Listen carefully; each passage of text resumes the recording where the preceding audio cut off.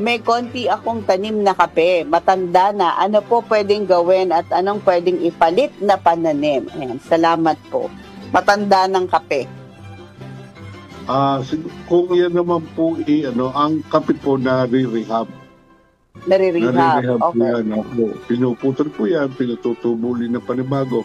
Kung maganda po ang variety ninyo at Fruiting pa naman, di ba? Kumbaga, marami pa rin mamunga. Oo, at saka maganda yung area nyo. Kung gusto nyo nire-rehab, pwede naman po. Pero yan po ba nasa dilim? Kasi usually ang kape pang intercropping lang yan. Galing ng mga nyog, galing ng...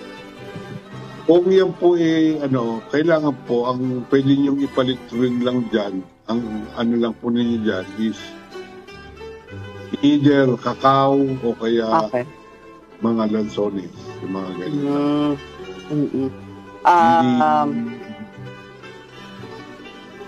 Hindi hindi, ang ano ko dito, kukonti lang daw yung tanim niya na kape. At matanda na. Ano daw ang pwedeng gawin? So, sabi nga ni Caramel, pwede i-rehab.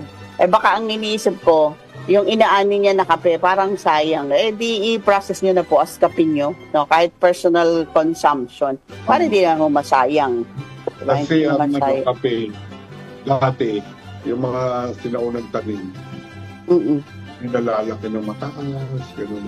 Okay. Ngayon, pababaan na. Mabababa. Kaya, kung i-rehab mo yan, puputulin mo. Okay. Kumbaga, siguro it takes 2 to 3 years din bago marehab. Magbunga ulit.